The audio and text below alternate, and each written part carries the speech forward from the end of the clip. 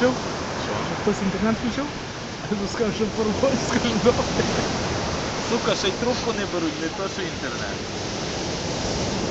Це отморозки, я їбу, блядь.